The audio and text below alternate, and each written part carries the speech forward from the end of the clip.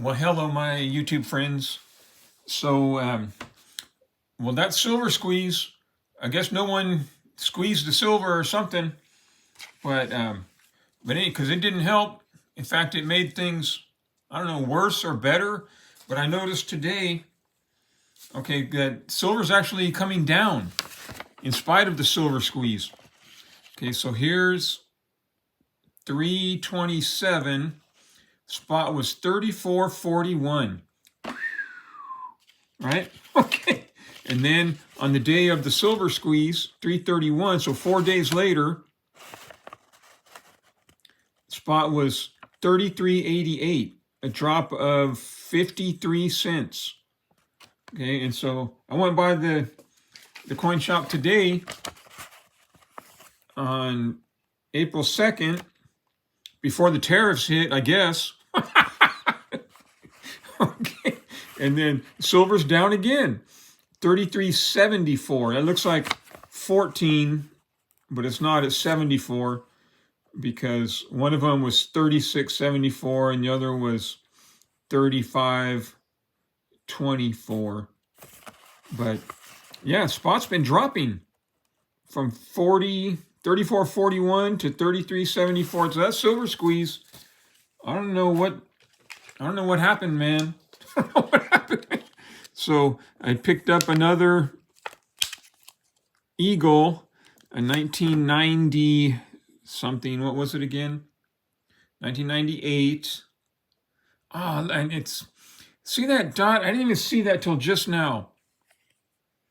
Right there. What the heck?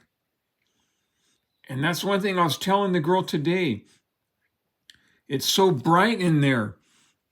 And then everything just looks shiny and bright and super bright and clean.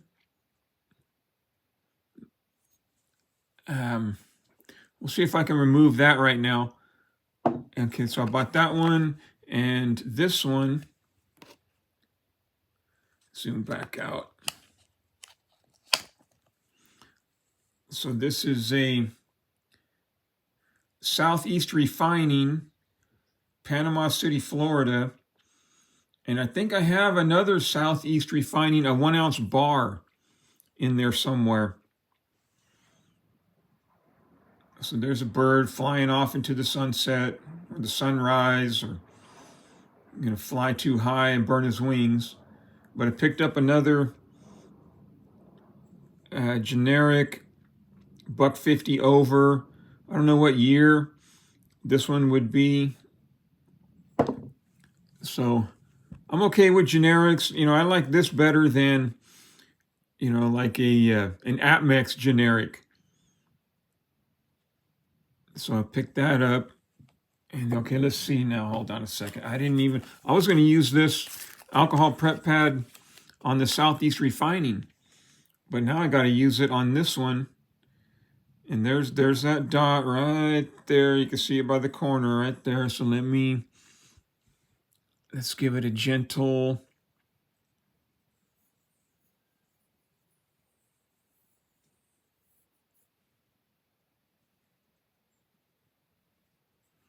Did that do it? I can still kind of see it. I don't think that's coming off. Let's try this one. Because this one I know has been handled and has fingerprint oil on it. Yep.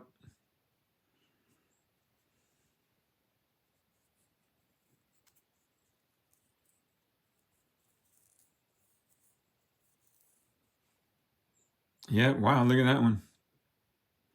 Okay, so that's good. This thing might have dried by now. We'll zoom in on it. Yeah, the spot's still there. It's lighter though. Look at that. Darn it. It's so bright in there. Stuff like that it's hard to see. But I guess I'll keep it. I mean, when they bought it from whoever, they looked at it and they said it was BU. So that's all that matters, man. This thing. And okay, so and here's something else. So spot price is going down. Okay, yay. I'm dollar cost averaging. No, I'm not.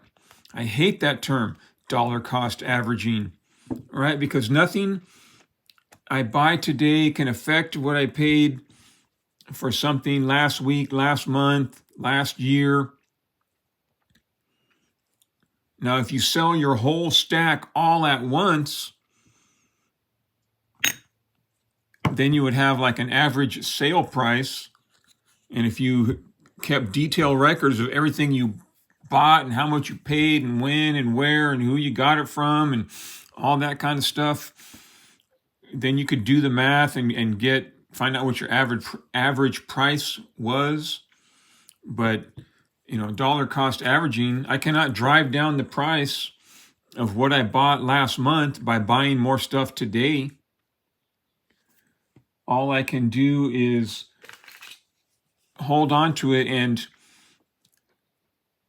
silver stacking, gold stacking, precious metals is generally considered long-term savings, is generally considered the long game.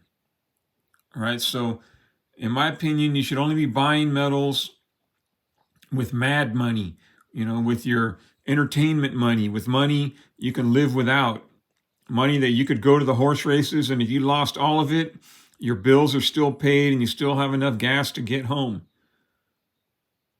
Right? And then you still have money at home to buy food with. And so, in my opinion, you should be buying silver and gold with money you can afford to lose. And if you can afford to lose it, then you can afford to sit on the silver for 3 or 4 or 5 years, however long it takes for the spot price to rise and for you to be above water. All right. And I speaking for myself, like I know which metals I bought longer ago. Right? I know that my first few 100 ounces was all Eagles. When I first started buying this and I converted a bunch of my cash savings into metals, it was all Eagles. I was all Eagles. Loving them Eagles. And so I know that, and I picked up a few now and then, like this right here. But I know that those Eagles I bought longer ago, I'm above water on. This one right here, I'll have to mark it somehow, or I'll have to go get a tube, and we'll see how how it's shorter. I'll know that I can't sell this tube for at least a couple years. All right? I was told by, who told me? Jeff, is that his name? At Lithic Metals, you should never sell gold that you've owned for less than 5 years. So instead of dollar cost averaging or fooling yourself into thinking that you've lowered the price of something you already bought by buying more, just plan on holding on to it. Right? First in, first out. If you have to sell anything, sell the stuff you've had longer that you're more likely above water on. So, but that's just one guy's opinion. All right, my friends, you have a good day.